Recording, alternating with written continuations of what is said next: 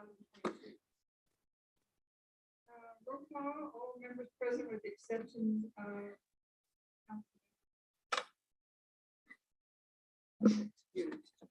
It's an excused.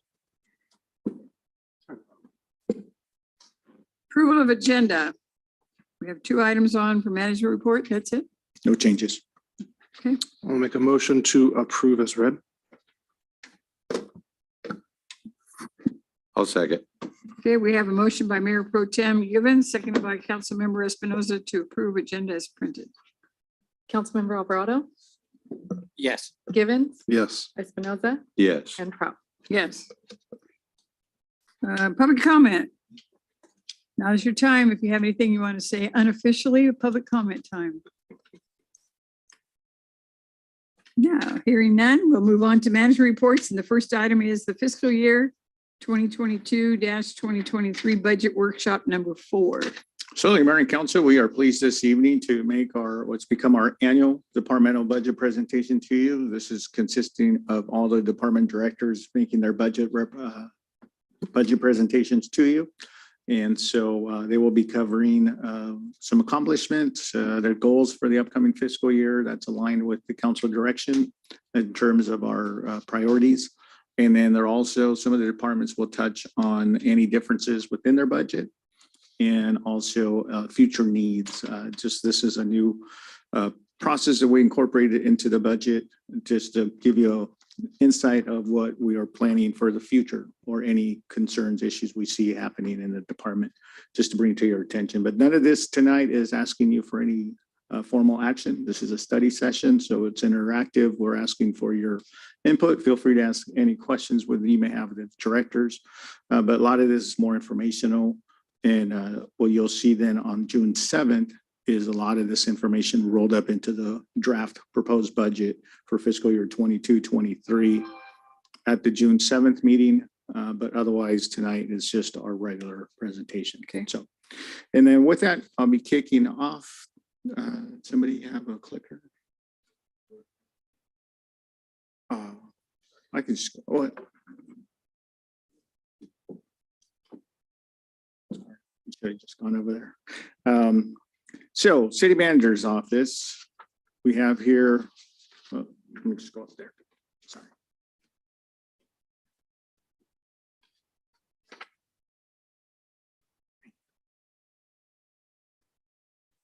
Good.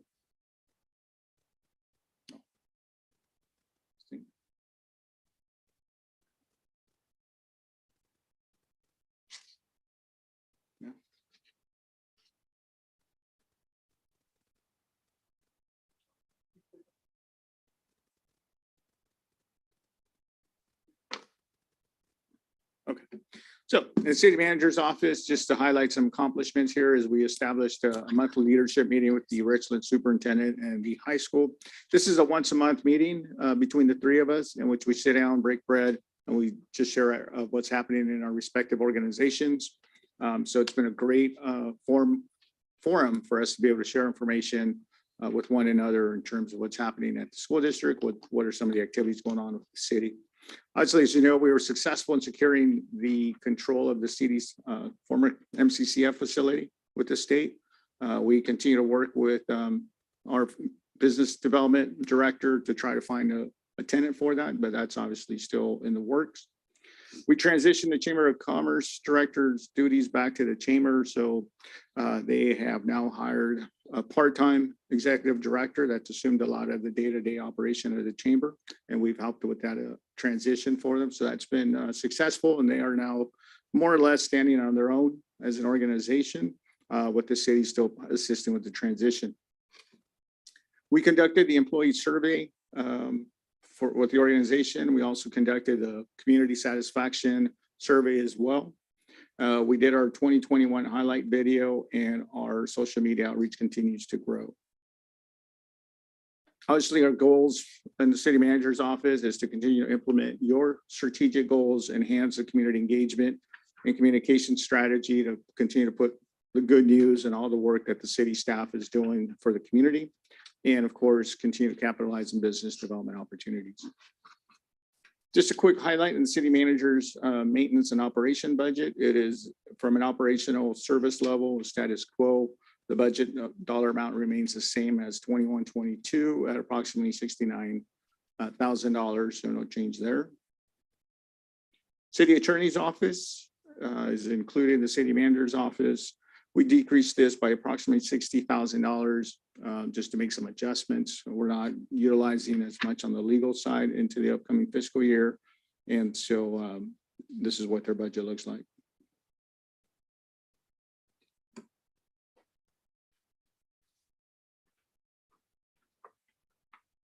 Honorable Mayor, members of the Shafter City Council. Excuse me. So we had a few accomplishments this year that have been several years in the works. One was successfully completing the Learning Center expansion, thanks to GAF. And we added some murals to the buildings you have all seen. We opened the new City of Shafter Library. And thanks in part to the partnership with BC over the library, we were able to increase communication with Shafter High School and increase the number of scholarship applicants who qualified for the City of Shafter BC scholarship to 46 from 23 last year. We also held the first Dia del Nino event in the new plaza. So those are all highlights for this year.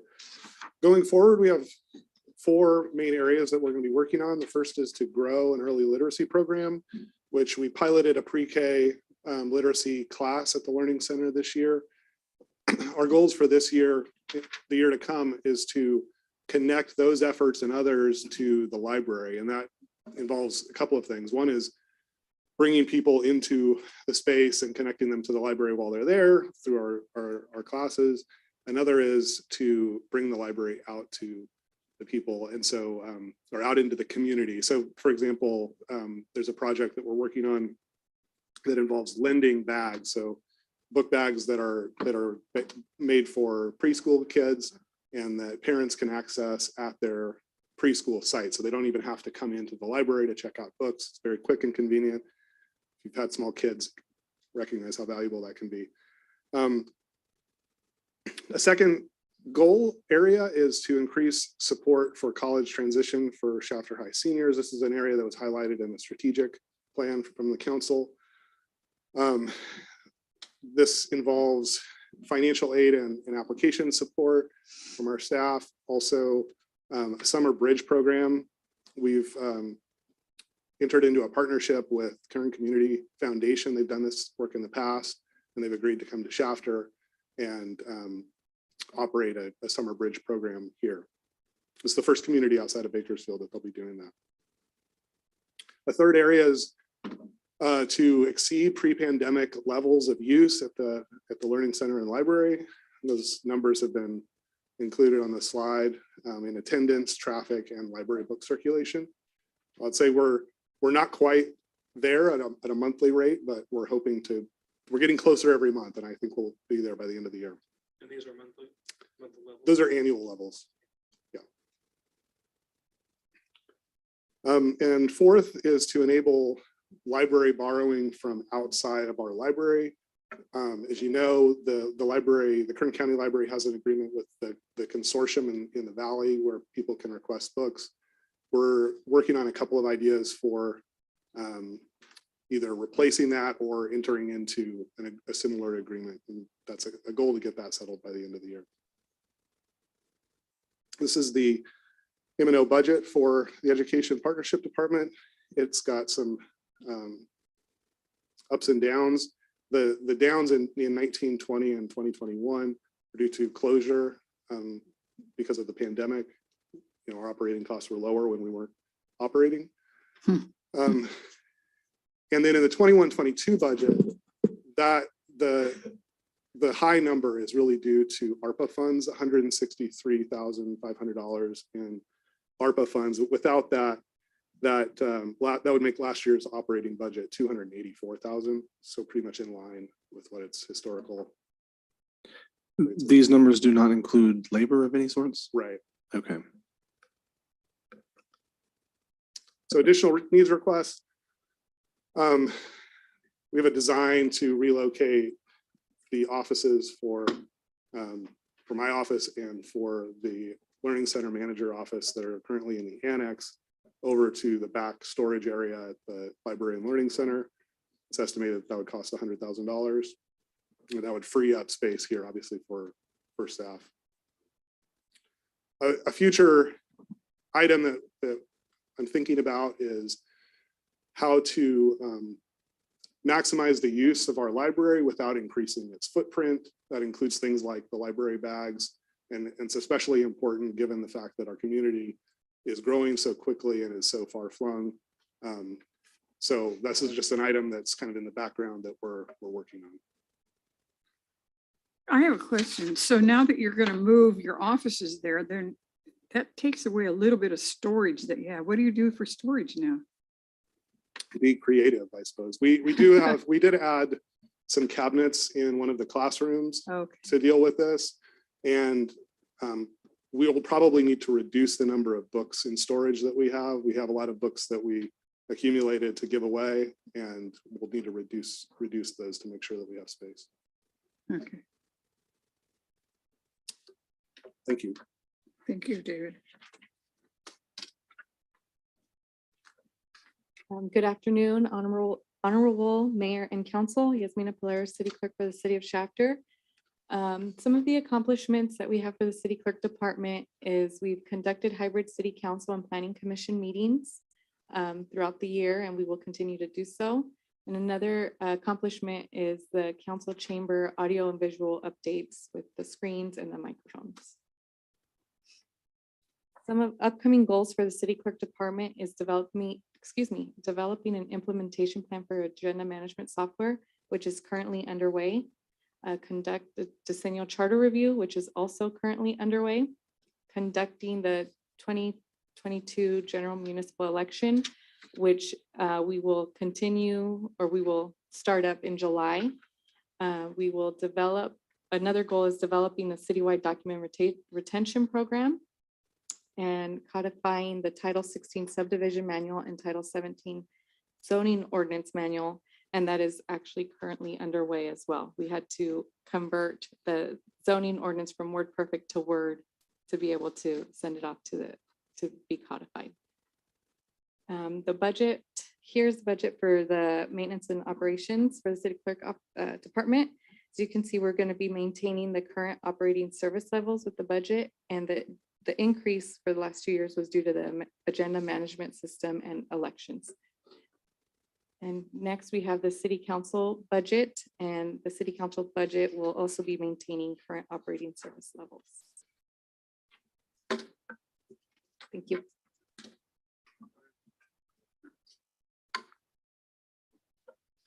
You know, maybe we should ask that question. What are the funds that are put into the city council? Because we don't really have a lot just personally. So where do we really take it out of the city council?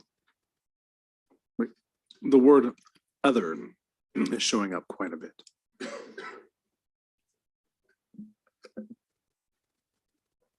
Other, I'm sorry.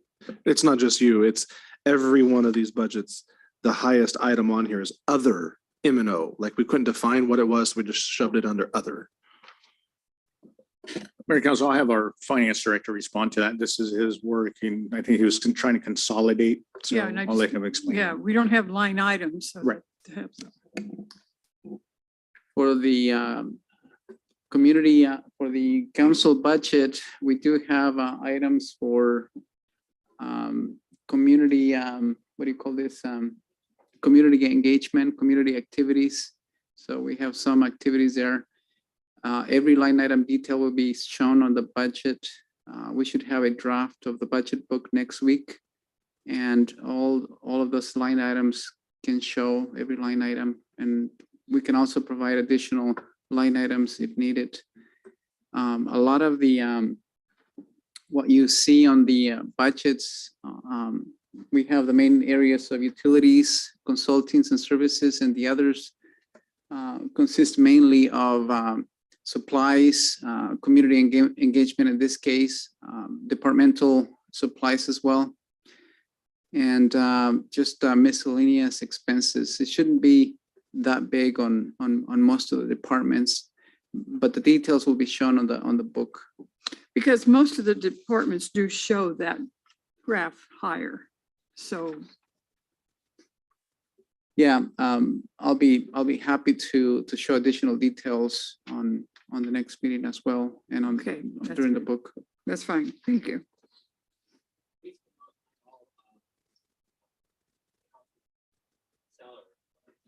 Well, I knew it wasn't, but I still didn't know why it jumped so much. You know, what were we, and is community engagement maybe has a larger amount? But to that comment, this doesn't have salaries on it at all. So that budget theoretically is that much higher.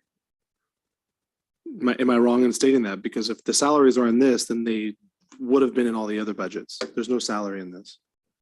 Yeah, there's been a little bit of dynamic. For example, on the council, there's been some activities for the fixing of equipment and audio that has been spent in the past. Also, there's some disbursements money for the Green Hotel or for the Chamber of Commerce, things like that, that takes place as well. In addition to activities like it could be Cinco de Mayo or some other activities, if there's spending or Christmas activity that takes place and they're spending there as well. Were they maybe in other departments before? Like the city manager department could have had some of that?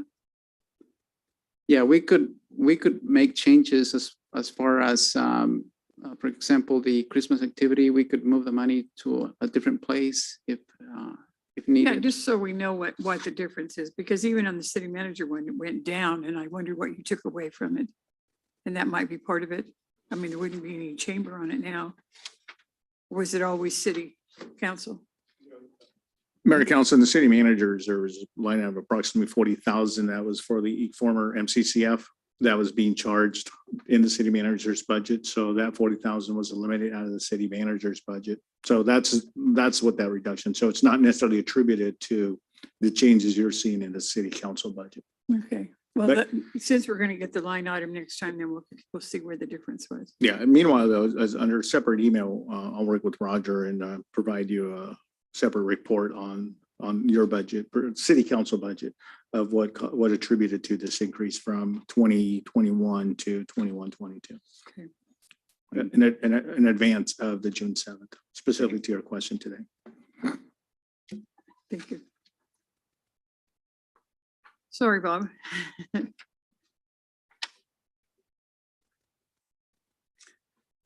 Honorable Mayor, members of the Shafter City Council. I'm Bob Meadows, your Business Development Director. Our accomplishments in past year, we extended the BEAR program, the fee reduction program, to October of this year. That's now encompassed 27 total projects since its inception. We also recruited RL Environmental for a 10-year lease at the former MI Swaco building, and we only missed 1 month of lease payments in that transition. We've also signed Amazon to multiple short-term leases, and they are in fact currently leasing in the container yard. We also conducted the initial City Council Economic Development Strategic Planning Workshop. Countryside Car Wash finished the purchase of their property across the street last year and should break ground, begin construction very soon. Now that the lift project is done, that will give us our first ever drive-through car wash. Plus, the Brookside Deli will be converted into at least one type of restaurant, maybe two, as well as a kiosk at the other end. So that is multiple sources over there. Of course, our Starbucks, the first ever in Shafter, gets a lot of attention. It's nearly completed, and we expect it to be open by July 1st. We also initiated the entitlement process on city-owned properties, addressing initially title and zoning issues. And I continue to maintain multiple media marketing efforts to keep our visibility and increase our connections. As far as goals for this year, we're going to present you with the Economic Development Strategic Plan in July. We'll also be adding an economic development page to our upgraded website when that is undertaken later this year. We're going to invest some time in some retail strategies programs at no budget cost to get a greater increase of some of our national and regional connections. As part of what was previously mentioned about the chamber activities, we'll be connecting with chamber members the board members and I will be going out and we'll be looking to connect our local businesses to the support organizations for them. We're going to continue a pursuit of rail operators for our rail operation to and maximize our revenue generating opportunities there. We also want to collaborate with our local real estate and business brokers. They are the ones who know the area for prospects and referrals. And finally, we're going to look to complete the entitlement process for city-owned real estate with appraisals, environmental work, and other title work as necessary. As far as my budget goes, that little roller coaster effect there is really only about legal expenses that were allocated for the development agreements that we had with the city for quite some time. At times that is put into my department, other times over into finance. You can see what happened in 2021 where it was omitted totally. But the only fluctuations in my budget have been for that reason. So it's currently out of my budget. So in over the past couple of years and going forward, we'll be maintaining our current operating levels. Thank you. Thank you.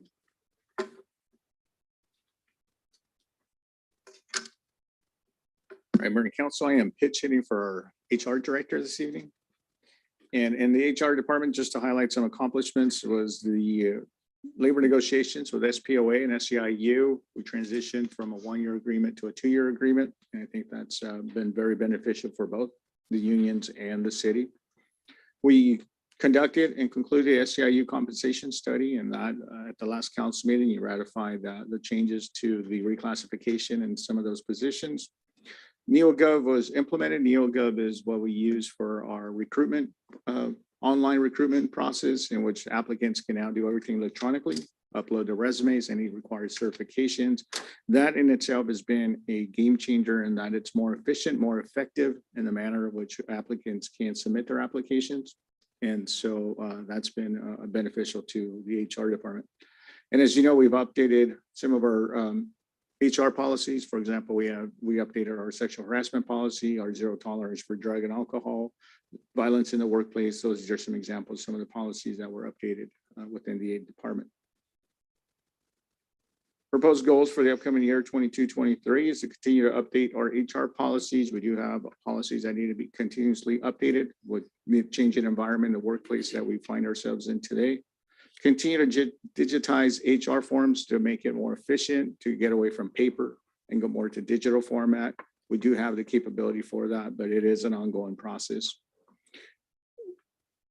Update the HR webpage, obviously. And the next item, recruitment strategies. We have to be competitive as the HR department continues to conduct recruitments. One of the things we want to do is be competitive in the workplace and outside in the market, and make it easy for the applicant, make it easy for them to be able to apply, to be able to find information on jobs, to be able to find information on salaries, benefits, on and so forth. And so there's a goal to update the webpage to make it more easy and accessible. And of course, one of the things occurring in the job market today is recruitments. And the market is very tough. So as an employer of choice, we want to stay competitive. And we view recruitment as economic development where time is money. An applicant in today's market can have multiple choices of where they want to go apply for a job. And so we want to make sure that we look at our timeframes to reduce it from 4 months to 3 months, because an applicant's not going to wait. They're going to apply for at Shafter. They may be looking at another city, and whichever city responds quickly and gets them through the hiring process, that's where they're going to go. So it's important for us to stay competitive in today's environment. And then also too is to conduct a citywide compensation study to look at how competitive we are as an employer of choice in the market, given today's environment. This is the HR resources from 21-22 to 22-23. It's basically remaining the same in terms of the current service level.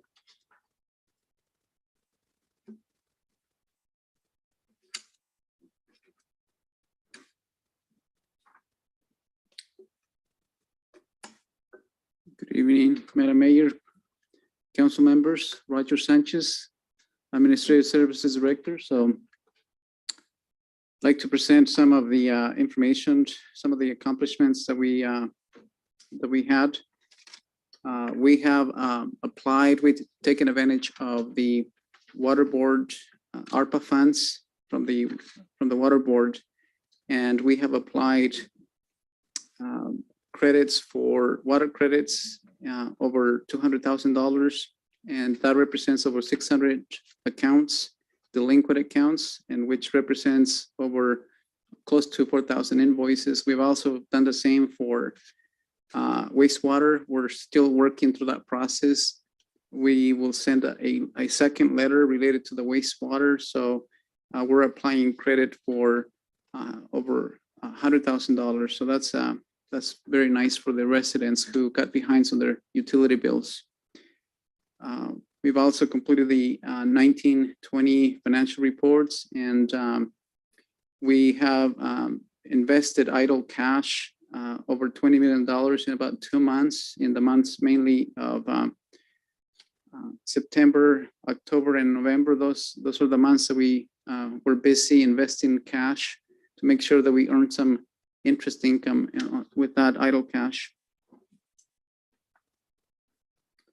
So some of the goals is to provide quarterly reports related to sales taxes, investment reports for council, and to participate with Public Works on the rate study related to utilities, and to reinstate the water shutoffs, to recover a lot of the delinquent accounts that we currently have, those delinquent accounts. As far as the operating expenses, our plan is to maintain the same level of service, and the costs are similar to before. If you have a need to look at detailed line items as to including vendors as to what that represents, I'll be happy to provide that as well. On the public transit, is very similar to the past. The activity has slowed down after COVID. We're still recovering from that. But as you can see, the cost is similar. The reason we haven't increased on the fuel cost is because we have the electric buses. So hopefully we'll maintain those costs going forward.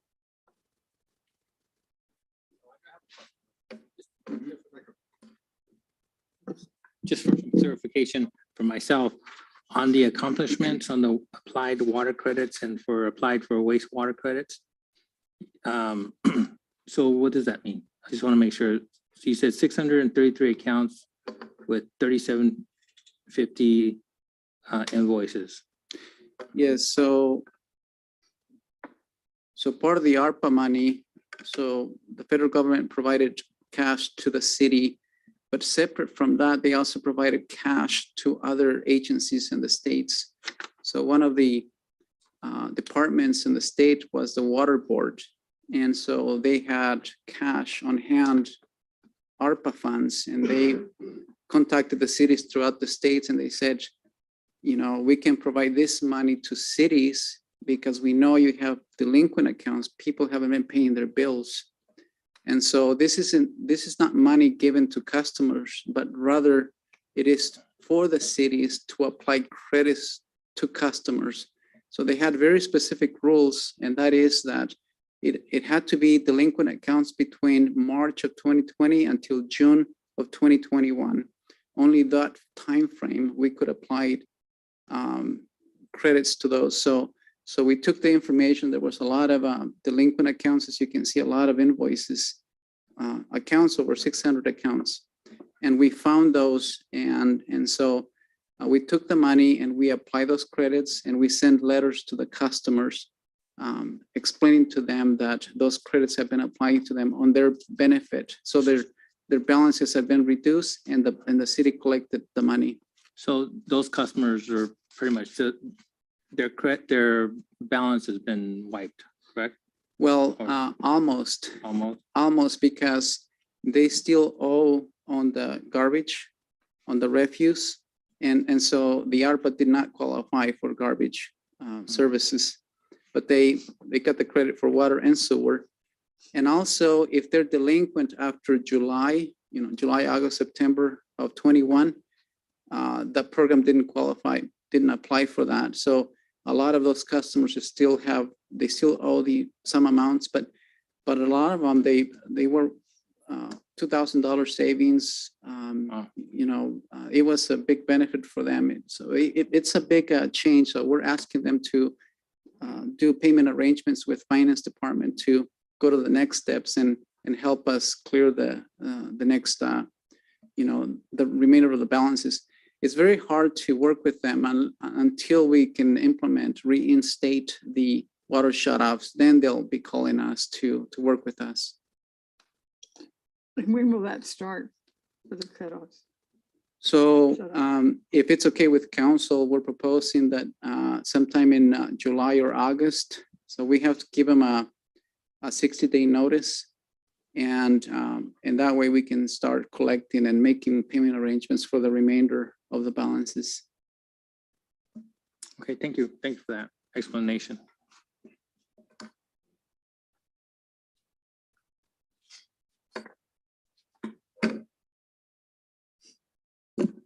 Hello, Honorable Mayor and Council. My name is Steve Esselman. I'm your Planning Director, and I'm going to give you the 22-23 planning budget. So I've been here since August of last year, so coming on 9 months. It's really gone by quickly.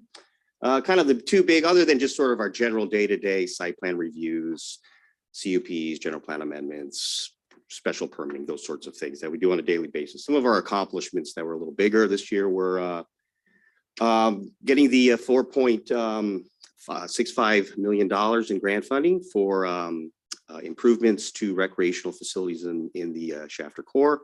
The city is very proud of that, and I know that Mr. James is working very hard to implement that as we speak. We also amended the municipal code in response to Senate Bill number 9 regarding urban lot splits and ADUs. I know we've had quite a few conversations in the past about that, and then we effectuated that through an urgency ordinance earlier this year.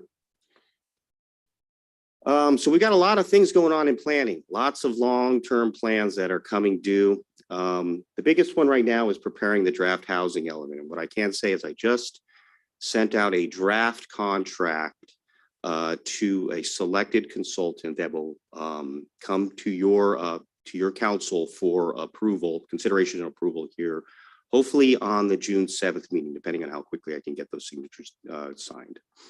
We're also developing currently in negotiations on the development agreement for Mission Lakes, and soon we'll also be in negotiations with Lennar regarding a new Gossamer Grove development agreement.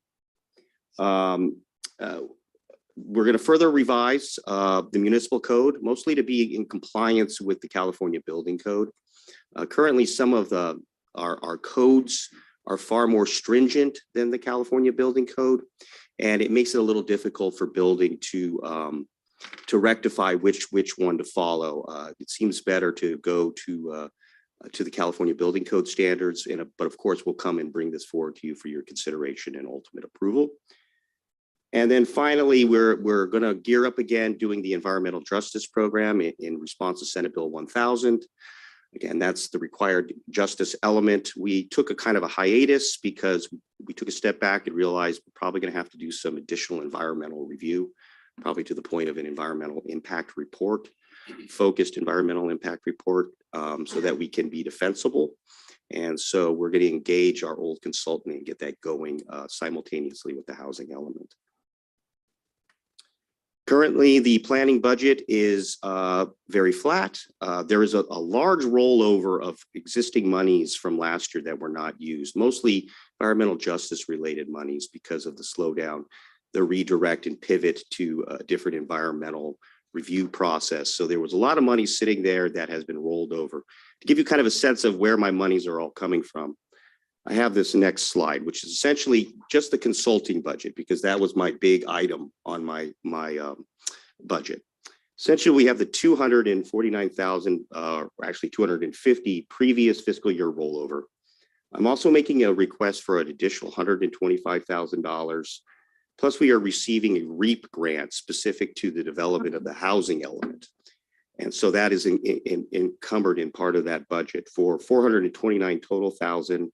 288 would go to the housing element, which would leave you 151. And then I am budgeting about $100,000 towards the EJ element, about another 51 in consulting support, contingency consulting support that I may or may not use, but would like to have it available since I have so many moving parts at this time.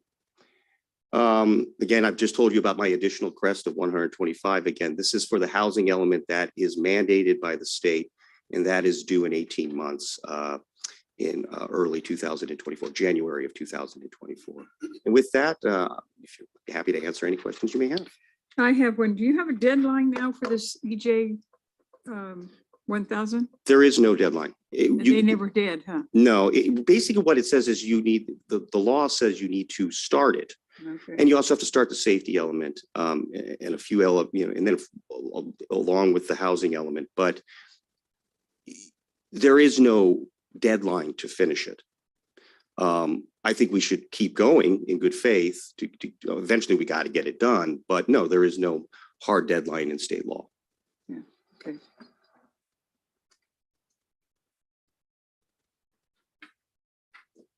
Honorable Mayor, members of the council, my name is Kevin Zimmerman. I'm your chief of police.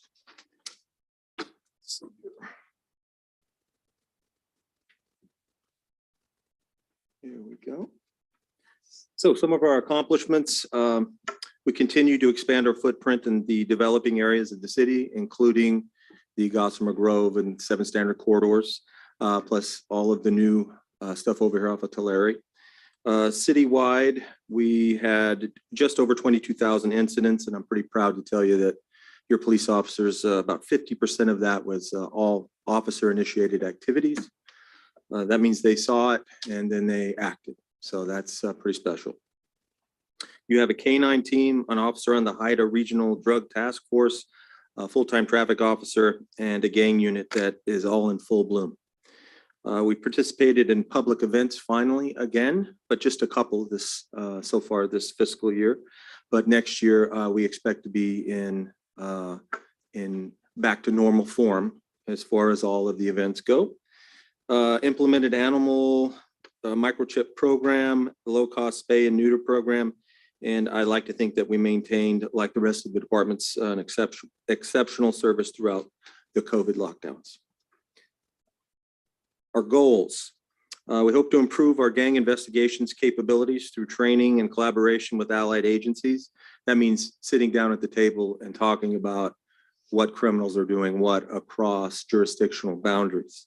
It seems like every legislative session brings more enforcement challenges for us. So we're pretty lucky in that our gang sergeant used to be the gang expert for the entire county. So that's Sergeant Gomez. We hope to engage in dynamic recruitment strategies to attract qualified candidates to help HR as much as we possibly can. And just to give you some perspective, in the last 5 years, we've had about 180 applicants. 55 went into background, 25 were hired, 7 retired, and 11 moved on to other areas or other professions in some cases. So in as much as the department is mid-size, there's really been a lot of movement. Let's see, we want to expand our commitment to quality of life enforcement in the community. And really, we're talking about safety for drivers and pedestrians, keeping a lid, no pun intended, on the scavenging, the vandalism and thefts, and as of late, the spray painting. So that, what a challenge that is, unless you have a witness. So we're working through that all right now.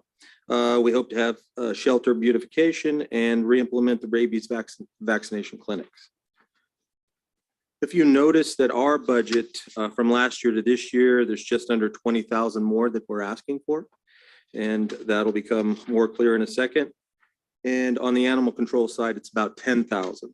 The biggest difference there is no shock to anybody in this building, which is going to be fuel.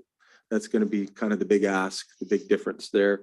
I have also carved out some extra money for recruitment efforts for obvious reasons, because there's such turnover.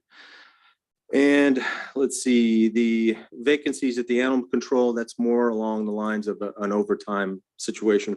We've had 1 officer gone for the better part of 9 months. So Nick has been out there by himself doing it.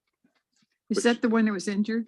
No, this is somebody that moved on to another profession. Oh, And we've been yet to be unable to fill his position. In other words, nobody's putting in for it. What about the one that was injured in the accident? So Oh, yeah. we had two injured, or one in the accident. He comes back tomorrow. Oh, So he'll come back tomorrow and he'll be working detectives for a little while and while he heals up. And then we have another one that has an injury that I fully expect to come back pretty soon. so he healed fast. Well, he's not, Oh. he healed enough to come back to work. He's really trying hard to get himself back to work. Yeah, well, maybe Yeah. he can be used. Really good. Troop. Yeah, Yeah. good. Okay, additional needs requests. I am asking for an additional police officer for the southeast area. In other words, the Gossamer Grove 7 Standard Corridor. It would be a dedicated position. So in other words, this officer would work primarily in that area. Okay, we had approximately 700 law enforcement interactions last year, in the last 12 months, let's say. Here's the difference though. In as much as I said, we were at like a 50-50 ratio, an officer initiated versus dispatched. In Gossamer Grove, we're about a 70-30. So 70% of the time we were dispatched out there. So in order to, balance the terms of the engagement, I want to get us, to a 50-50 out there as well. And if that position is approved, ultimately, I'll need a patrol vehicle to go with it. And below that, I've asked for the 2 regular patrol vehicles that I ask for every year. I'm asking for the purchase of event-tied audio recorder for calls at the police department. Basically, when you call in, your interaction with the dispatcher is recorded, and it really helps the dispatchers understand. They can go back and listen to it, and it's handy in court as well. And the purchase of 12 mobile data computers for the police cars. I know it's hard to believe, but it's been 6 years that they've been in those cars. So the existing equipment is obsolete and currently not supported as technology passes us by. And we want to increase the allotment of our overtime by $150,000, and here's why. $31,500 monthly is what we were averaging as of last month. 53% of that amount as of last month was attributed to holiday pay. In other words, it completely outside of the control of the department in that way. And this last fiscal year, we had 4 long-term injuries.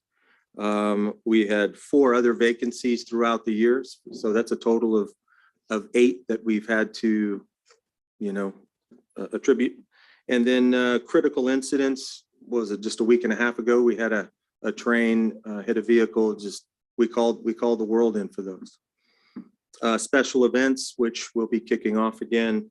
We are currently doing our own background investigators rather than pay a company to do it. We are saving money, but that does come out of the overtime budget.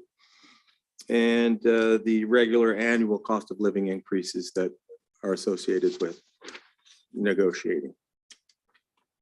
Additional needs as far as animal control. I do have on here the shelter parking lot improvement of $71,000.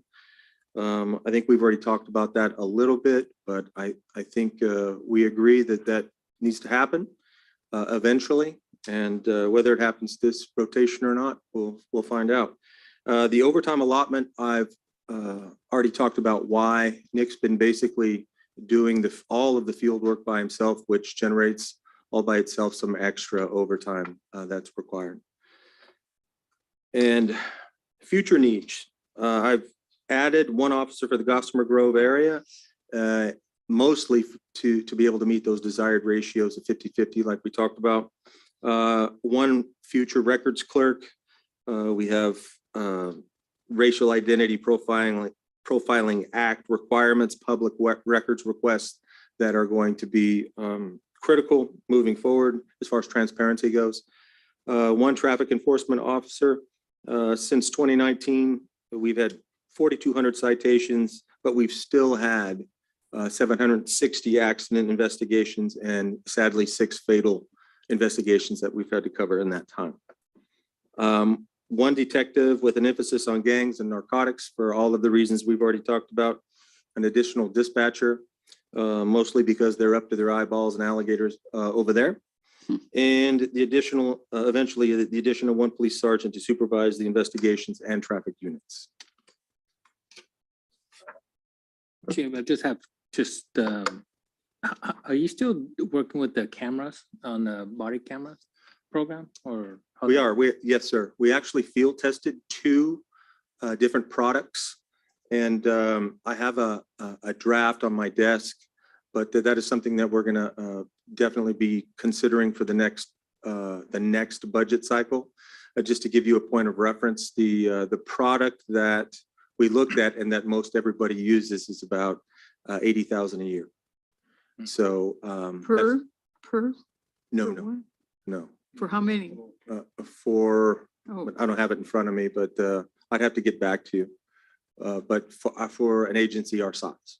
okay. And Wow. and that would require additional, another person as for records, right? For Right, Okay. because there are currently assembly bills that have been passed that require Mhm. that an extra level of transparency. In other words, you have to make those accessible to the public and sooner than later. And then you mentioned we have a new sergeant, Gomez? Yeah, Sergeant Oh, Gomez. Okay. He was So- just promoted a few days ago. Okay. And then question's not really important, but I didn't see the color guards on Cinco de Mayo. Yeah, well, we had as part of those long-term injuries that I mentioned. Oh, okay. So we were unfortunately without currently. Okay. So we're trying to piece them back together now. Okay. All right. Thank you, Chief.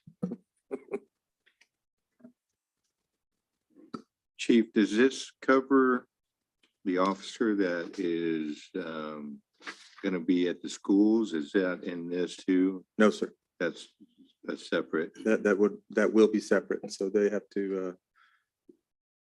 So Mayor Council, I can respond. We've been in discussions with the school district, with the superintendent. They were gonna bring this up at their last meeting in May, but they didn't have a quorum. And so we'll continue those discussions in June. In the event they go ahead with the 100% funding for that SRO, then we'll come back to you with the budget amendment for that officer. But until then, this is pending their final decision as a board as to whether or not they're going to be able to fund an SRO at 100%. Okay, thank you. Thank you.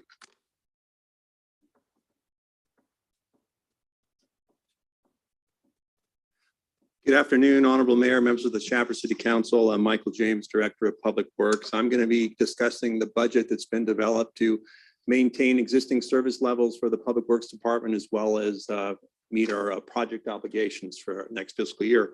I'm also going to touch on some additional needs that for the department, if approved, would put the city in a much better position to meet its infrastructure obligations long term. Before we look forward, I thought it'd be important to kind of take a look back at the recent accomplishments for this fiscal year.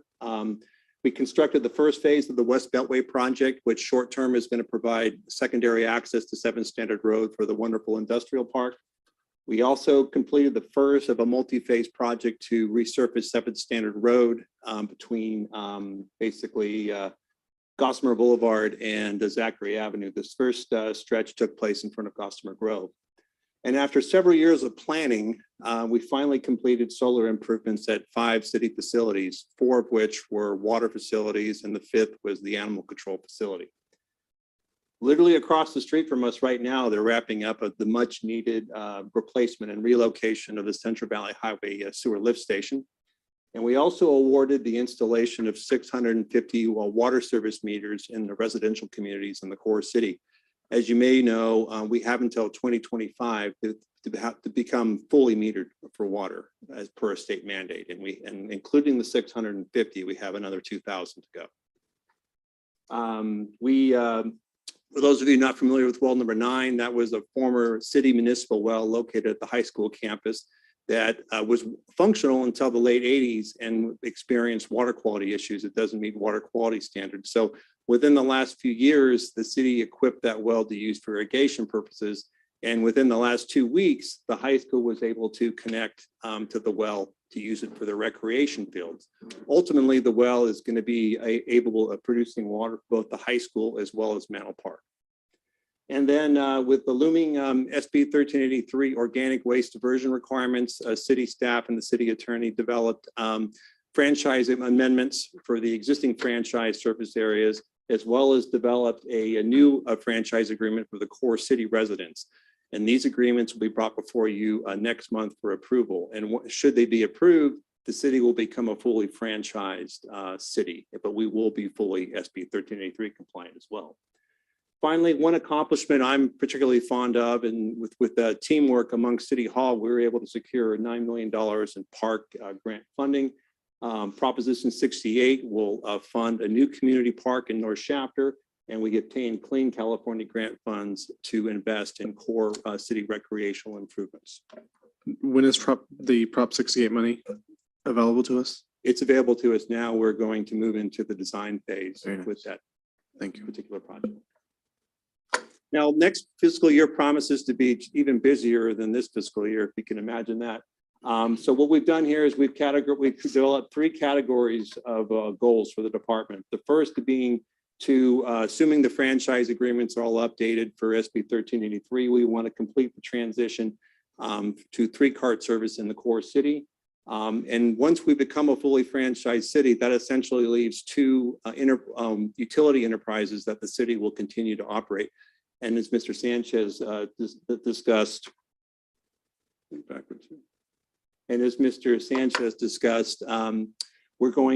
like to perform a rate study to ensure that the water and wastewater utilities are properly funded for the long term. We're going to continue our policy of doing residential street improvement projects. The 2 projects that we've completed design on are at Pozo Avenue, east of the railroad tracks, and East Euclid Avenue. We're also going to continue improvements on regionally significant routes, including 7th Standard Road and 7th Standard Road and Zerker Road. With federal assistance, we're going to construct paved shoulders at Santa Fe Way between Los Angeles Avenue and Galpin Street. And also with federal funding, ARPA funding specifically, we're going to further the water installation in the core city.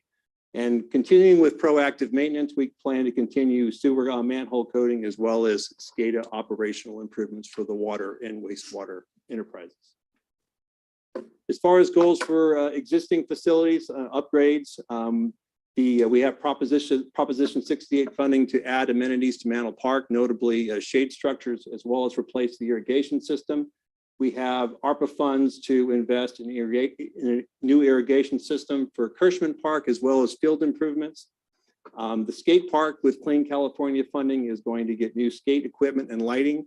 And continuing with Clean California funding, we're going to add decorative street lighting at the James Street downtown corridor, interior lighting at Mantle Park and Veterans Park, and finally, the much talked about and much needed restoration of the Aquatic Center. As far as new improvements go, new facilities, we plan, as I covered, we're going to start the design of the North Shafter Community Park. We plan to start the right-of-way acquisition phase for the planned roundabout at CVH and Santa Fe Way. As you may recall, the arrangement we have with Caltrans is Shafter's taking the lead on the engineering and the right-of-way acquisition, whereas Caltrans is going to be fully responsible for the construction. And that construction, assuming we stay on the schedule that we're on, won't commence for another couple of years, in case you're asked about it. We plan to, it says develop, but this means we plan to connect a new well to the water distribution center to be the sole source of water for the wonderful, not the sole, but the primary source of water at the wonderful industrial park. We previously tested we drilled a test well at North Shafter, south of the planned park site, to determine if a well could be developed there for full production. And we did get a clean bill of health with that test. So we hope to drill the production well at North Shafter this fiscal year. We plan through a partnership with the county, we plan to finalize a design for the South Shafter Sewer Project. That is not a city project. The South Shafter is technically outside city limits. They are city water customers. So the partnership consists of the county, which acquired state grant funds, seeing the design and construction through to completion, and the city ultimately becoming the operator of the sewer improvements. As far as construction goes, we plan to, with Clean California and transit funds, develop a parking lot and a transit station at Stringham Park, and construct a basketball court at Veterans Park. Now, keep in mind, Public Works is made up of several operating divisions. So rather than provide a bar graph for each operating division, what we've done here is just provide a summary of where the operational costs are expected to fall within each major operating division. Now, this is subject to change depending upon whether or not our additional needs can be accommodated in the final budget. But regardless of the final outcome of the budget, based on where the totals are, you could see that water continues to be a top priority, followed by streets and parks. Now, you might ask, if we're privatizing or franchising the refuse department, why do we have personnel costs in there? We're anticipating that staff time will be needed, particularly for the transition to the franchise service. And the reason why we have 1.3 million shown for professional services, that's basically payments to franchise haulers that will be covered with the rate revenue we get through utility billing. The 1.2 million in utilities for water, are we going to see any of that decrease with the solar additions? Well, we're basically paying both PG&E and the solar provider because it's a lease agreement. So we don't have a forecast on what that is, but we have a power purchase agreement with the solar project. So over time, we'll see the benefits of that solar project. But at this time, this kind of factors in both PG&E payments and solar payments. Now, through the strategic planning, the council has consistently prioritized infrastructure. I mean, it's right up there with public safety and education, but meeting those short-term and long-term obligations for infrastructure requires resources that we don't necessarily have access to at this time. So the following slides are just going to highlight the outcome of a needs assessment that's been prepared for the department. Without a doubt, one of the top priorities moving forward is the creation and staffing of an official streets division within Public Works. As we've seen firsthand, street maintenance and repairs is not really a seasonal activity anymore. It requires daily attention when it comes to repairs and proactive maintenance. That, coupled with the fact that our franchising of the refuse department will consist of reassigning our current refuse truck drivers to streets, suggests that we need to have daily leadership in the streets division. And we're proposing to provide that leadership with the recruitment of a new streets foreman, valued at approximately $100,000 that'll be funded through the general fund. And this particular street foreman, if hired, will be overseeing the reassigned refuse truck drivers, who will focus on street signs, striping, as well as sidewalk and pothole repairs. Moving on to equipment, this was covered at the CIP workshop, I believe, last week. We're proposing a new 3/4 ton truck to be used by the streets foreman, a skip loader, and a new striping machine to upgrade the equipment we have there, and a new Bobcat grinder to improve our ability to perform in-house crack repairs and pothole repairs. Also covered at the CIP workshop was additional equipment, most notably a new parks mower. We talked about having a wider span on a mower so we can mow parks more efficiently. This particular mower is a package deal where we need to have a truck and a trailer to move it from one park site to the next. So it comes out to about $150,000. We also plan to reinstate deferred fleet truck purchases. Prior to COVID, we had a practice of purchasing 2 fleet trucks every year to support the needs of the department. So we're proposing 3 trucks at this time to make up for lost ground with that policy. And in addition to buying 3 trucks, we're proposing to go to 3/4 as opposed to half ton, just to have more versatile trucks, particularly when it comes to towing. And those trucks would be, if authorized, would go to the water, streets, and public facilities divisions. Finally, with wrapping up equipment, we'd like to replace 3 critical pieces of equipment that are, quite frankly, past their useful lives, which are a water truck, bucket truck, and forklift. One critical component to the needs assessment was an organizational capacity, basically what our staffing needs are currently versus what we think they need to be to meet the current needs of the community. This slide provides a breakdown by division and ultimately totals to 30 current employees versus what we think the 38 we think we need to meet the needs of the community currently, which translates to about 80% staffing capacity, which is basically what we reported last year at this time. Now, when people think 80%, they think, oh, that's a passing grade. That's pretty good. But when you think about it, though, when you fall short of your staffing needs, you could negatively impact the quality of the service you provide to the community, the succession planning for the department, as well as the overall well-being of the employees. Finally, as far as future funding cycles go, the council could expect to be approached about future investments in the department, including staffing, a fleet supervisor specifically that would work side by side with the current mechanic, but ultimately be responsible for record keeping and regulatory compliance monitoring and reporting. A capital projects coordinator that would develop and manage capital projects for all the departments in the city. Additional utility operators assigned mostly to the water and wastewater departments, and then a parks crew dedicated to Gossamer Grove. Currently, we're getting by with a contracted crew that shows up to the parks and streetscapes once a week. But what we're starting to see is that Gossamers are requiring daily attention. And whether it comes to sprinkler repairs, emptying trash cans, or just weed clearing. So that's something to be mindful of in the future. With public facilities, assuming the aquatic center is fully restored, we need to revisit operations agreement with our past partners, being the rec district and the high school district, just to make sure we don't have the pool end up looking like it does now.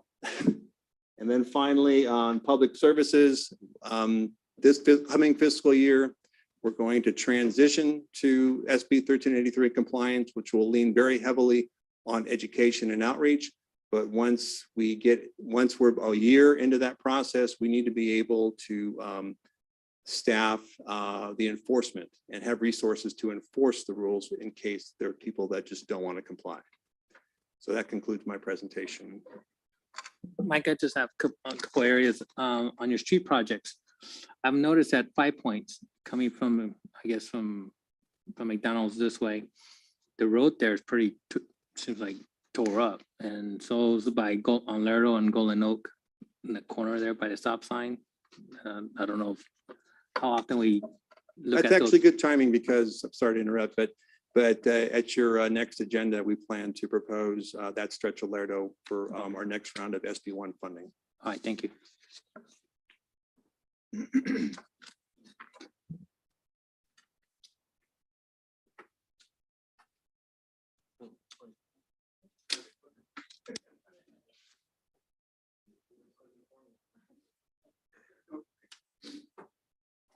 Honorable Mayor and members of the City Council, this evening I'll be presenting the building and code enforcement budgets and accomplishments. So this past year has been one of our busiest years, actually our busiest year, highest number of residential permits, highest number of overall permits, and not only the highest number of commercial industrial activity, it's been the most complicated year with the most complicated projects in front of our team. So it's kind of cool to see all this stuff going on, but it is complicated. So some of the accomplishments in front of you that we're going to go over for this past year, you'll see that they take years from beginning of design through end of completion. So the first one's the Amenity Center. Just so you guys know, in December of 2019, that project was submitted for plan review, and almost 3 years later, we're not even close to completion. So we're hoping to complete the first piece of it, which is the piece on our kind of right side of the right photo. So it's the 40,000 square foot training facility, and they have classes set up for July of this year. So hopefully we'll have it completed and they'll have classes start in July. The rest of the projects or projects of phase one, which is the Amenity Center complex office, the parking garage, the food court and wellness center, is all slated to be done in probably middle of 2023. So you can see it takes years to probably start to finish of this. Of phase one, it will probably be 4+ years. The next accomplishment, a large accomplishment for our department, which is the Amazon improvements. The Amazon originally started with telling us they were going to spend about $150 million. They're between 3 to 5, or probably $300 to $400 million of improvements in the facility right now. I think it will probably hit over 400 million, but we'll see when it's done. So the completion date in the beginning, I think because of the lack of knowledge of how much they were going to spend and the complexity of this project has been kind of up in the air. So they're looking probably sometime in summer to do some type of temporary or conditional occupancy. And then toward the end of the year, have full occupancy in the facility in 2022. So I would like to have council visit the facility before we give them permanent occupancy, probably sometime at conditional, maybe the end of summer, if you guys are interested. It's a really impressive facility. So Can you tell us why they didn't get started opening before? Because I thought they had a closing date a long time ago. yeah, there's a lot of moving pieces that contributed to it. So and it's easy for them to blame one piece, but there's a lot. It's the PG&E of their 4th utility service, the PG&E of their 3rd utility service, the mechanical handling equipment. So their conveyor systems have been way more complex than they thought, and they weren't ready to kind of get running. Wonderful made some improvements to some structural columns in the building that were designed by the structural engineer, but they wanted something different that added time. I think it's a large project. So they went into an existing 1 million square foot building and put $400 million, or going to be close to $400 million of improvements in there. So it's way more complex than they thought it would be. And then they're in California too. So, Well, and that's okay. It's just that those poor little guys that they were unpacking when we were out there, they must be very lonely, huh? yeah, They're just sitting out there waiting. And I mean, look at how many months they've been waiting. yeah, true. Okay, didn't mean to interrupt you, but. So the next project is the housing we do in Shafter. So last year we permitted 363 homes. Unfortunately, 352 were at Gossamer Grove. So we only had 11 in the core city, but we're going to change that this year. So it's going to be much different. I would expect probably 100 to 150 in the core here. So last year was our busiest year at 363 homes. We were 50% more than the previous highest year, which was the previous year at 270. And I expect this year will probably be another 50% higher than we were this last year. Some other accomplishments is we permitted and we're currently underway in a 310,000 square foot shell warehouse. Currently, as you can see it, the concrete walls are erected and there's structural steel going up for the deck. The next one is the 1 million square foot. Last year during presentations, we permitted this 1 million square foot shell warehouse, and now we're starting to do finals on it. The cool thing is I've heard that both of these, the 310 and the 1 million, both have tenants. So shortly, I think we'll see tenant improvement drawings for the 310 and the 1 million, and hopefully see additional large warehouses to come in the future. But they're not telling us yet, huh? No, they haven't released who it is, but I've spoken with engineers on both projects. So I think it's probably pretty likely. So they're pretty kind of tight-lipped until they kind of get through it. So. Right. Well, I understand. It's okay. So some other accomplishments, we, like Bob mentioned, we permitted the 2,000 square foot Starbucks, and I think we'll be open sometime in June. Bob said July 1st, but I think I have better knowledge there. We permitted a 9,000 square foot new building for Floyd's, as well as we have major tenant improvements in the other piece to the, I guess, was that the west maybe or north? So we'll see big improvements for Floyd's. We also permitted and finalized improvements for Ross Dress for Less, FedEx, and Selzy. We finalized improvements at the Corner Market, and we finalized improvements at the Minterfield Airport District for their 5,000 square foot office. The goals that we have for this upcoming year, the big one in front of us is the 2022 building code. So every 3 years, the state gives us a new set of codes. And so as of January 1st, 2023, they'll become effective. So the codes will not be published until July. So we have from July to January 1st to kind of work with other cities, find out what modifications we need to make and get them adopted. The next item is we're going to increase the effectiveness of the department through field staff through training and education. So that's just always a continuing goal. Hopefully we can do education and cross training and make us more efficient and effective in the field. Another item is to continue to assist with voluntary code compliance. So voluntary is always the best way if we can get someone to take care of their property without having a punitive issue. I think the community's probably happier, we're happier. Another item is to conduct and maintain strenuous efforts to reduce blight within the city through active code enforcement and education of the community. So a big piece of that is educating the community what and what not to do. And then the last item of the goals is to attend training necessary for CEUs for inspector certifications.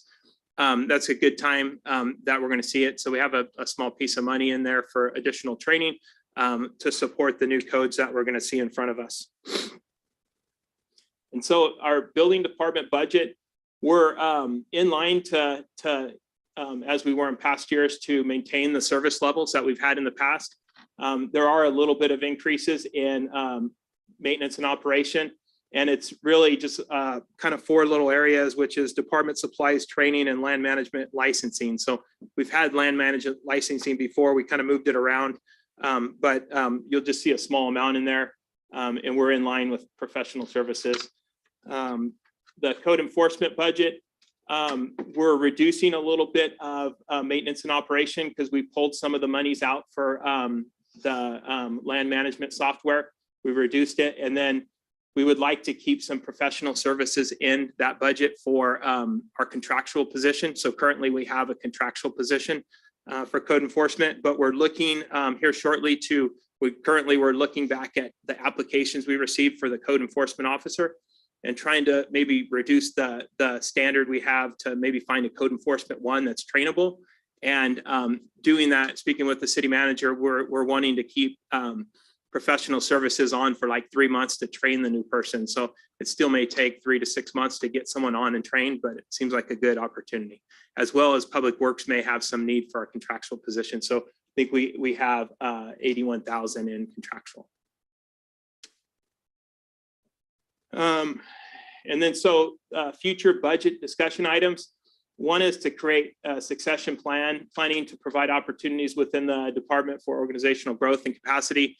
For sure, that's always a goal for any of us. We can keep the institutional knowledge here in the city if we can do that. So that's on some of the forefront as we move into future years. The next item is creation of a future permit technician position. That's nothing urgent, but maybe in the future as Shafter continues to grow, it's a big item that will help us be more efficient in the office. And then the last one that will make us efficient, not only in building, but community-wide, is the land management system. So the land management system, some of the highlights of what it does, it kind of will streamline the process for tracking data, managing permits, and reporting information. There's interfaces with the system into GIS, mobile applications, public-facing web portals, and other applications such as like Munis, hopefully Munis. So, depending on the system we get, we want to find something that kind of fits our needs here. As well as we'll have interface with like planning and zoning, business licensing, code enforcement, public works where they need it, such as potholes, encroachment permits, park permits. So it'll be a good system. The land management features include property and contact management, GIS viewer mapping, digital checklists, which is a big thing for like us in the field. We can be more effective with those checklists, project routing and inspection scheduling, auto-generate permits, licensing and notices, invoicing and receipt systems, mobile inspection app, photo and document upload, which is big too on some of these big projects. Even on the residential ones, it'd be awesome to be able to take a photo and upload it for our sake and for the contractor's sake. Talk to text apps and opportunities, public access portal, which will be big, and then online applications and payments. And there's many, many more. So hopefully this year we can see the LMS through and help all departments. And that's all I have. So if you have any questions, I have two just real quick. Just for my clarification, Corner Market, is it the one on Lerdo and 99? It sure is. Okay. And as far as Floyd's goes, weren't they supposed to be moving or because of high-speed rail or? Yeah, so we all know high-speed rail is coming, but they've elected to spend the money to upgrade their facility to make it look nicer in the meantime. So, which is pretty cool. I don't think a lot of people would do that. So they're going to spend money, maybe get more business in the meantime. And who knows whether they'll see a return on that or not, but it's great for the community. You said high-speed rail is coming? Oh, bite your tongue. Sorry, maybe I should You're have not said reading that. the same stuff I'm reading. Thank you.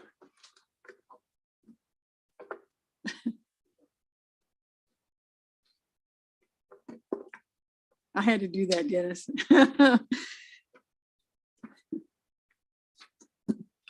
Well, good afternoon, Honorable Mayor, members of the City Council. I'd like to share some of the IT department accomplishments.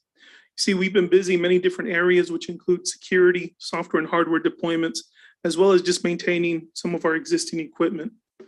For example,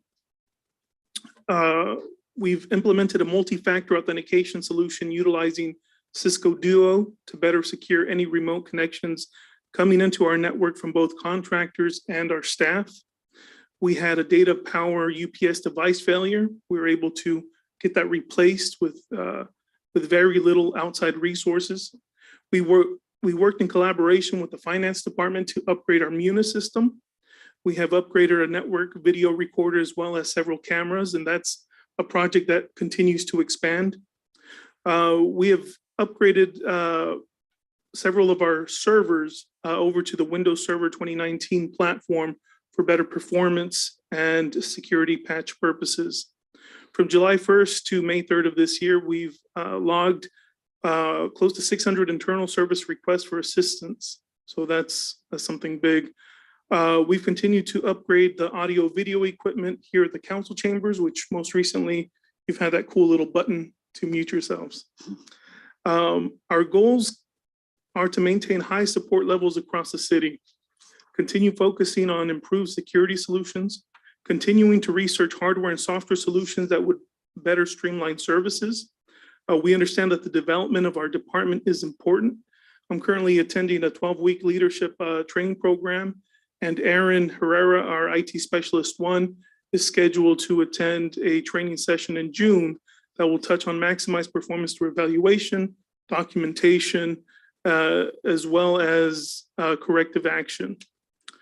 No doubt that these will definitely be beneficial as we continue to develop in our current roles. We are also in the process of establishing an IT internship program that will involve the SLLC and Bakersfield College. So we are very excited to get that kickstarted. Now the budget. Now I'd like to focus on the budget, specifically the 21-22 illustration, which shows 451,000. However, give me a chance to break this down. You see, we have in the small orange section, which is the consulting and legal, we started with 58,000. Now we had a staff member leave for a certain amount of time. So we needed to contract some assistance, and we moved the necessary funds from our current operating budget down to our consulting and legal fund that brought that up to 82,000. So the question is, why the 329,000? Well, in all reality, our M&O budget should be closer to 219,000, which covers annual renewals, licenses, software and hardware budget needs, and et cetera. However, we've shifted 110,000 from an outside fund over to the IT software and licensing fund to cover the Tyler Munis ERP annual renewal. So going forward, as you analyze our budget, you're going to see 110,000 increase consistently because we're now covering that Munis renewal. So you're going to have some sticker shock at first. That being said, let's focus our attention on the 569,000 proposal for the 22-23 year. 110,000, as already mentioned, is being reserved for the Munis ERP renewal. So let's break down the M&O. Software, hardware, and annual renewals continue to increase along with everything else, unfortunately. We brought back NeoGov for recruiting services and are going to be upgrading office licenses to remain compliant and offer the tools that our staff require. Cisco has been trying to change their price model and encouraging their clients to move over to a subscription model, which is a bit more expensive. We've been able to get a 5-year contract with a vendor to try to keep costs low, but towards the end of the life of the contract, we're going to have to make a decision whether we continue with our current phone solution and adopt the new pricing structure, or we replace it with a new solution that's a bit cheaper. The additional request is going to explain the rest of the proposed budget. You see our professional services fund has increased as we hope to receive some assistance reviewing and performing the necessary changes across our communications, network, server, and security infrastructure. To go into some more detail on the communications end, we hope to eliminate our current old copper AT&T PRI circuits here at City Hall and over at PD. And these are essentially our phone circuits. And we're hoping to replace them with a fiber connection through AT&T. This will also require a full review of our current AT&T accounts to see what's needed to be cleaned up, either restructured or terminated. We also intend to take 15,000 of this fund and allocate it to the correct fund for our IT intern position that I just went over earlier. The last item is one that revolves around security. So there's no doubt that with the uneasy world events that are going on, cyber attacks have increased and they will continue to increase. And I'm sure that the 2020 ransomware incident is still pretty fresh in the minds of everyone here today. But if not, let me just give you a quick summary. Early Monday morning, when everyone's asleep, we were hit with a ransomware attack. PD services were limited and essentially down till about midday Thursday. Departments slowly had their workstations back online the week after that. Residents were affected on their utility bill payments, and I know you guys heard that along the way, right? And Port Finance had to kindly redirect them and assist residents to try to get their bills paid. We also, this took us by surprise, but we were somewhat limited for 6 months from our ERP provider, where we had some difficulty gaining access to resources like we did in the past. So it was a mess to say the least, right? But honestly, we find ourselves in a unique situation where the city of Shafter has benefited from continuing to expand on their technology footprint. They're using more and more devices and technology that reaches out to our network resources. However, we're still much too small to go out and hire a security analyst, but we're just not there yet. So that's where security as a service comes in, and specifically Arctic Wolf cybersecurity, because whether it's day or night, there is a network operating center that is currently reviewing client network activity and looking for abnormalities in traffic. They perform intrusion testing to see if there's weak spots in the organization, what needs to be patched up, where are we vulnerable. In the event that we are hit with something malicious, they offer guided remediation with root cause analysis that answers a who, what, why, and when.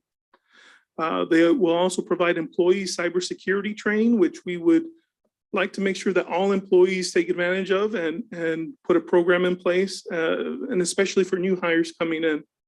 The price tag is $47,000 for this annual subscription. And this concludes my presentation. Thank you.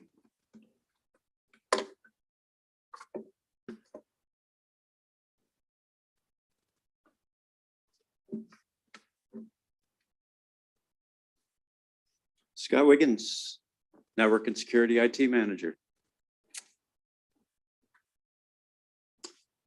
The accomplishments of the telecommunications fund this year. The redundant fiber network involved the construction of an additional fiber ring for Lumen, also known as CenturyLink, so that they could provide backup services to commercial customers in the Shafter area. One use of this would be to allow those customers internet to continue working if their primary internet service fails. The E-Rate Dark Fiber Award. Per Richland School District Award, staff recently executed an agreement with Richland to continue providing dark fiber services between their schools for the next 5 to 8 years. This allows Richland staff and students to experience seamless network, voice, and video communications from any campus. Goals for the coming year. Conduct an RFP process of the city's fiber network. Staff will be bringing a request to council on June 7th for the authorization to release a request for proposals. This RFP offers use of the city's 40+ miles of fiber assets to obtain a single network operator who will manage all aspects of the fiber network, including planning, design, construction, sales, and services. Also included are requirements for this operator to provide broadband fiber services to nearly every residence and business within the historic core area by the year 2028. 2021. 2028, if not sooner. The city intranet. Staff will complete development of a citywide intranet website to improve information sharing and collaboration among city staff. This may include information such as benefits, policies, newsletters, announcements, and the like. Cybersecurity. Staff will complete the in-progress cybersecurity assessments and use the results to measure and apply improvements where it would be most effective to protect the city's systems. Telecom budget. The proposed 2023 telecommunications budget is roughly $158.3 thousand, which is a decrease of $26,000 from the current fiscal year. The difference consists of a reduction of $10,000 from $10,000 to $4,000 in professional services, a reallocation of $15,000 to the dedicated legal services fund, and a reduction in the departmental services, service agreements, and advertising in the amount of $5,000. Thank you. Madam Mayor and Council, that concludes our presentation. If you have no further questions, that wraps up the department budget presentation.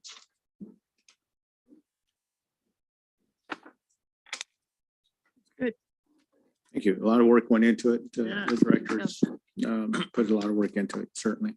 I just want to say thank you to everyone that, like, City Manager Gonzalez was saying, thank you for all your hard work and all your efforts in making the city, folks to have the good quality of life. So just thank you very much for everyone. Thank you. Gee, we finished ahead of time. Well, we have one other item on the agenda. I know, Sure. but still. Oh, yeah, yeah. I'd just like to say thank you for all your hard work on your reports and bringing the information forward. Thank you.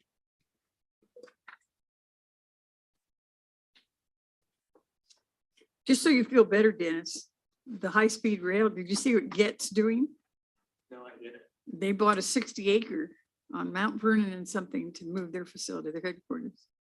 So it is coming. No.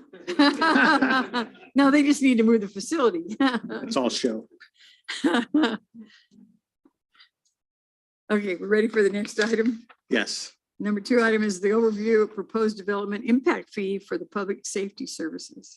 Sorry, Mayor and Council, this item is just a high-level overview in anticipation of the June 7th City Council meeting in which we will be introducing the proposed development impact fee study, and then we'll be asking you to adopt resolution and a policy at that time. It's also going to be a noticed meeting because we have to follow a certain procedure whenever we adopt development impact fees. A little bit of background for Shafter, the formal adoption of development impact fees is the first time we're actually doing this. The city did several years ago, well over a decade ago, conducted an nexus study for park fees and traffic impact. However, for whatever reason, those were not formally adopted. And instead, those are negotiated with the developer separate and apart than formal adopted fees. what we realized moving forward is that there are impacts from growth that the city's general fund basically can no longer sustain. So in preparing the Nexus study, the first two fees that we analyzed and conducted the study for is fire and police services. As you heard our chief this evening, there is a great need to continue to begin to expand those services out to the Gossamer Grove, basically the 7 standard corridor. In addition to Gossamer Grove, there's Mission Lakes, there's Heritage Ranch. All in all, and just in that corridor alone, we're looking at approximately 10,000 units to be constructed at full build out. As a result, there will be impacts related to new infrastructure, facilities, police station, substations, fire stations, equipment related to be able to provide that service. So one of the ways that cities are able to mitigate those impacts from growth, whether it's industrial, commercial, or residential, is through development impact fees. Development impact fees are not anything new. When we did a survey of Kern County, every city in Kern County collects the development impact fees for whether it's police, fire, water, sewer, storm drain, just to name a few, and they vary in amount. No, there's not a set amount that cities collect because it's based on that city's impacts that they have to mitigate. So, for example, Shafter, you've heard our public works director talk about the need for additional wells. We have to drill new wells to be able to provide water. So that's an impact, oftentimes directly related to growth. So that's separate apart than what another city's need may be. So it's based on the city's individual needs for mitigating those impacts. So this evening, our consultant, Scott Thorpe with Cost Specialist, who we retain under the advice of our city attorney's office. Scott is a subject matter expert and consultant with many, many years in preparing these type of Nexus studies. AB 1600 passed in the late 1980s, early 1990s. AB 1600 is the bill that requires that whenever a city is to adopt development impact fees, they first have to conduct a Nexus study. The Nexus study basically is the basis, and it takes into account what are those impacts that are going to be generated because of the growth. And there's a formula which Scott will get into in terms of how we calculate that. So having said that, this presentation this evening is Scott providing a high level to help you get familiar with some of the terminology. We'll be giving you a copy of that report after tonight so you can read it through it prior to the June 7th meeting. We also have to make that report of the Nexus study report available to the public 10 days prior to the June 7th. So that will become available and published on our website this Friday. And tonight, Scott will cover the proposed fee, again, at a high level. He'll explain some of the methodology. It's interactive, so if you have questions, please feel free to ask them. And like I said, you will then be hearing about this study at the June 7th meeting. So with that, Scott, go ahead. If you want to just briefly introduce yourself and then dig right in. Mayor, Council, City Manager Gonzalez, it's nice to meet you all tonight. And I'm here to give you a very brief presentation and then take your questions. I find that has worked over the years quite well, mainly because I could talk about impact fees for 4 hours and turn you all into competitors, and I don't want to do that. So I'm going to go with a very brief version of it. And so let's start with what happens when you build 18,842 residential dwellings, 70 hotel and motel units, and 68.8 million square feet of business uses. Well, you're going to need to give them some support from police, fire, and animal control. And it's going to cost you the tune of about $148 million to meet the same levels of service that you provide to the existing community. Nothing more, nothing less. Anyway, there is a word that I'd like you to all learn to use when you're talking about impact fees. They're not punishment. They're certainly not a tax. They're a fee, and we have to meet certain requirements to call it a fee. But they are there so that you can collect enough money to build the infrastructure to accommodate the demands of new development. So memorize that word accommodate, because that's what you're doing. And if anybody asks you why you're doing it, it's to accommodate the new calls for service that are going to come from new development without reducing the level of service to the existing community. And I think you have all that. Now, let's make no mistake about it. Service level is heavily dependent upon physical, well, facilities, vehicles, and equipment, the big three. And I'm not degrading the human element. And of course, you have to have a balance where you have to have people, but those people can't do their job if they don't have adequate facilities, response vehicles and support vehicles, and specialty equipment. So that's what's in the report, and it's limited primarily to that. We can't help you with the labor costs. That's not included within impact fee law. So anyway, we use calls for service from the city itself. Your IT manager provided us with excellent data on all the calls for service for police, all the calls for service for fire, but we had to do something slightly different with animal control, but it still meets the requirements. So I'm going to go for as an example. We got a land use database from the planning folks and your recently retired senior planner. And so we know what's on the ground today. You know, how many homes, how many vehicles, excuse me, how many, you got roughly 5,300 residential units now, and about 11.9 million square feet of business and industrial. Now, the police department goes out to those now. So we got that the calls for service, and we divided it by the existing known number of units. So as an example, there were 8,173 calls for service to one of the existing 4,838 single-family residents, or as I call them, detached dwellings. That equates to about 1.689 calls on average per single-family dwelling. So if we take that number and we multiply that by the estimated number of single-family residents to be built in the future, and that's going to generate, and there's 16,491 single-family residents, that's going to generate 27,859 new calls for service. Now, at this time, your police officers are each handling, on average, about 500 calls for services per officer. So based upon that, you're going to need 56 officers just to handle the calls to service for single-family residents at general plan build-out, which quite frankly, is probably very difficult for all of us to wrap our head around. Kind of try to picture everything between where you're sitting now and the freeway developed. But at some point, that's going to happen. So, and in the long run, when all of that is developed, you're going to need 172 more officers. Actually, more than that, because there's about 2,000 acres that was not zoned.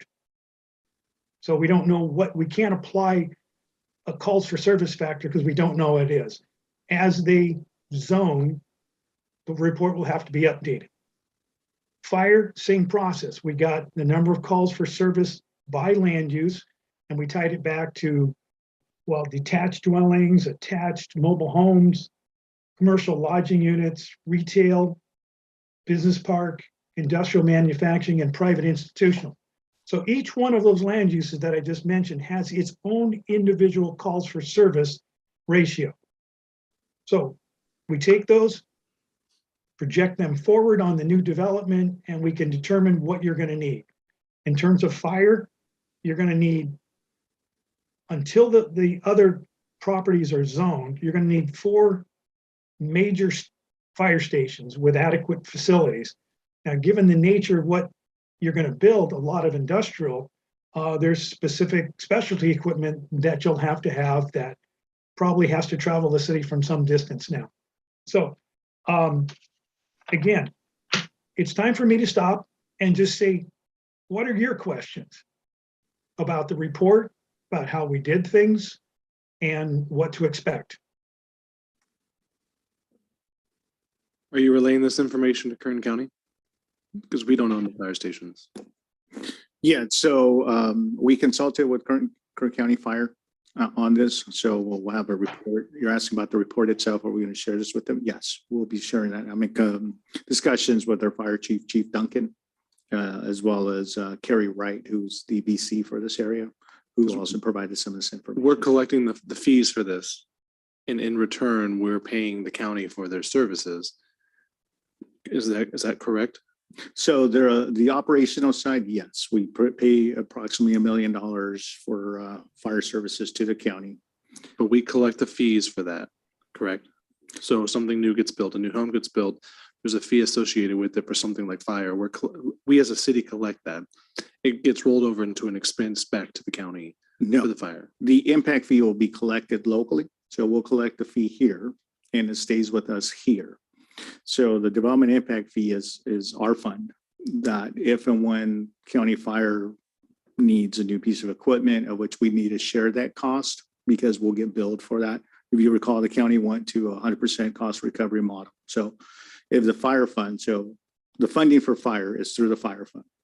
And because of the logistics center and assessed valuation and the property taxes generated from the logistics center, sufficient property tax is generated that goes into the fire fund, that's what it's paying for the fire services. Okay. We do have language in the current agreement with Kern County Fire that if any capital expenditure over $5,000 comes out of the fire fund, that we get credit back for that. So that's the operational side. The fire fund pays for that. The development impact fee, we'll collect that. We'll keep that here. In the future, if Kern County Fire looks to build a new fire station or acquire a ladder truck and they bill us for half of that cost or whatever the pro rata share to the city is for that. And let's say the fire fund doesn't have sufficient money to pay for that. The development impact fee for fire that we keep here locally, we can use that to pay for that. But we don't automatically, we are not going to give that money that we collect on the impact fees to county fire. But it would take quite a long time to develop enough funds that to build a facility. Yes, eventually it will. Scott will talk a little bit about the actual fee amount for fire. But yeah, because it's a set amount per household. And so every household, so Janice said there was about 300 and I would say 400 houses that was built last year at whatever the fee amount is that's proposed.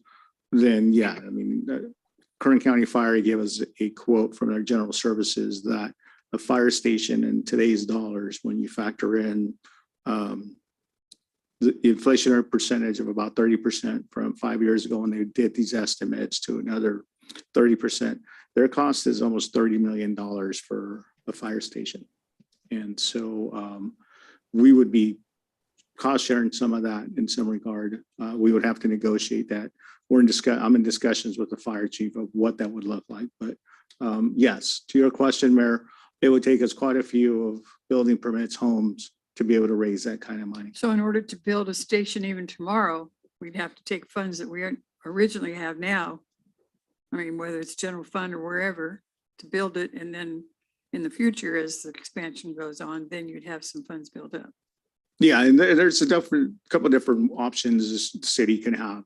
And I'm generalizing here in terms of what other cities may do. A city can issue a bond, right, a capital bond to build the facility, right? That's what I'm saying. The general fund would be pledging the money because you can't pledge Right. impact fees for it, but the general fund would be the backstop. They would be the ones securing the bond payments. But the city would do an interfund loan agreement between itself, the general fund, and the impact fees. That as impact fees are collected, Mhm. then those monies come back to the general fund to reimburse it for those bond payments that it's making. Right. That ultimately would be so that's one option. There's a couple other options that we can talk to Fire County if they have money on and so forth, but that's one option that could be feasible. Thank you. Scott, you want to continue? That concluded my presentation. Again, I'm looking for questions that are more specific. Otherwise, I'm not sure I'm going to cover what the questions are. Yeah, Scott, we haven't yet. I released the report. That's going to be released this week. Okay. But if you want to just cover the dollar amounts proposed for fire and police and animal control. Okay, typically when we do this, we just use as an example, detached dwellings, because we all know what they are. And then maybe business park uses. So for a detached dwelling, again, a single family residence, the law enforcement facilities, vehicles and equipment fee is $1,650. For fire, it's $1,135. And for animal control, it's a very modest $124 with less expensive facilities. On retail, service and office, which is typically your highest impact fee of the business uses because they generate so many calls, it's $2 and basically 68 cents a square foot for police. For fire, it's much less at 29 cents per square foot. And then animal control, it's 4 cents per square foot for a total of about $3. So it kind of tracks what you would think is that retail, service and the like office generate the most calls for service, and they've got the highest impact fee for police. For fire, it's not as big a demand. And animal control, it's quite minor. Again, the costs for animal control are quite low. These are figures that I see in other cities, so you're not out of line. And one of the things that I do, and you'll see it in the report, is I do a comparison with the existing community. Because I know, again, from the information from the GIS folks that I know what's on the ground today. And then I ask staff to give me an inventory of what major assets they have. So like for police, it's your police station, all the vehicles they have, and all the specialty equipment at replacement costs. And so I compare the two to make sure that there's no huge difference between the two. And while when I say it's $3,000 for a detached home, the first thing all of us want to say is, wow, that's a lot of money. And it is. But when I compare with what you've got on the ground today, it's about the same thing. It's a little over $1,650. And again, since we're just extending the existing level of service, I would expect that to be the case. In fire, it's the same thing. The existing community has amassed an equal amount in financial commitment over the years, as is asked of the development community. So it's a proportionality test that I started doing years ago, just because of the increase in impact fees, but to give it some perspective that you're not asking the development community for anything other than what you've done to date.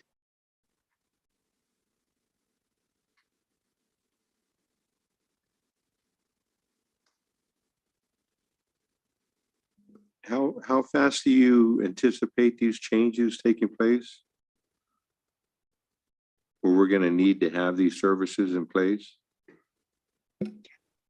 Councilmember Espinoza, the question is related to when we're going to need this infrastructure and facilities. Yeah.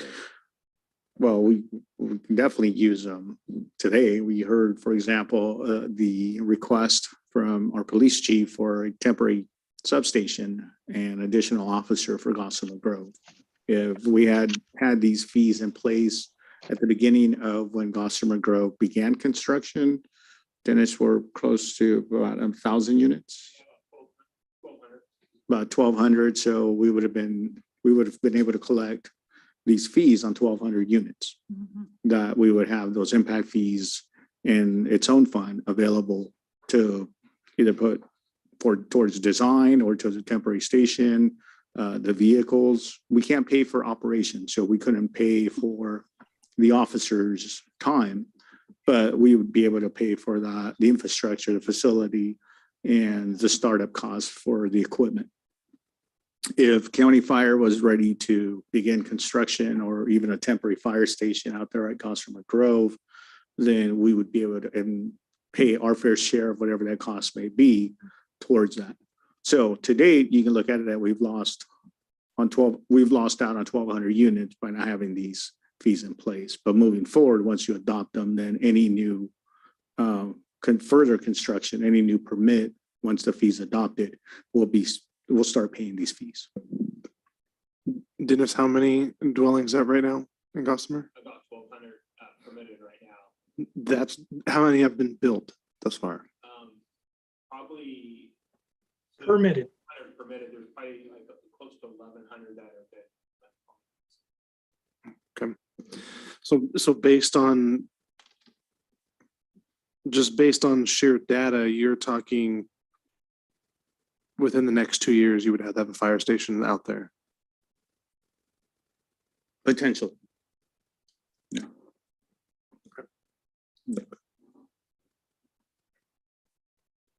As the mayor pointed out, the bane of impact fees is that they come in over time, well beyond when you need the facility, unfortunately. So the city has to get as creative as they can in recognizing that cash flow and in terms of making deals with larger developers or something like that.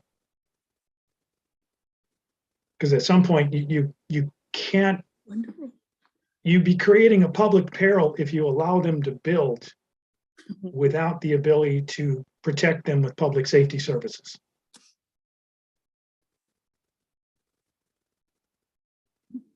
Councilor Espinoza, did that answer your question? Still trying to absorb it. So the houses that this has at the 1,200 that were in play, that money was water under the bridge, right?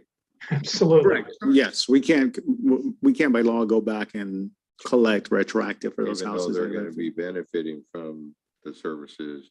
And this was something that was overlooked at the time that all the permitting and everything was being done.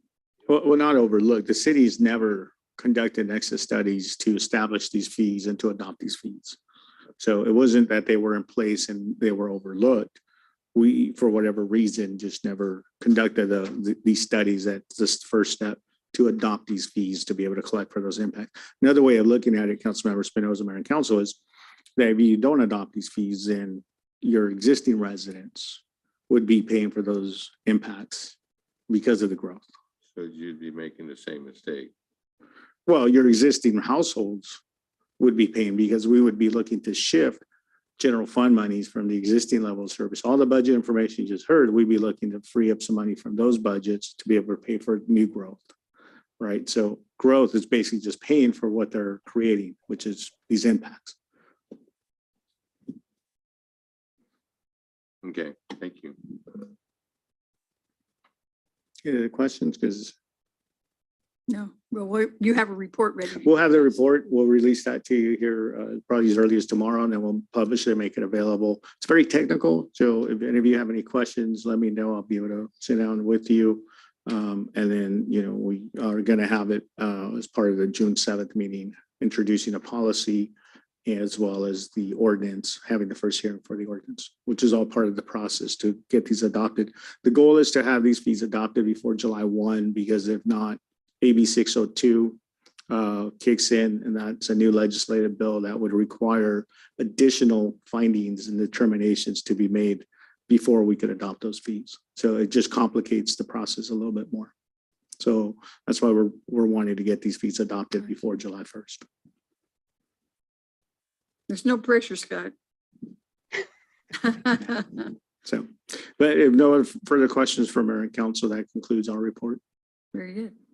All right, I'm sure we'll have more questions, but we've had other fees that we've already had that have been under study and that are in effect. So this is just one that we just didn't do. So it's coming along now. Thank you, Okay, Scott. if there is no other business, then we'll ask for a motion to adjourn. Make a motion to adjourn. All those in favor say aye. Aye. I oppose no. We are adjourned.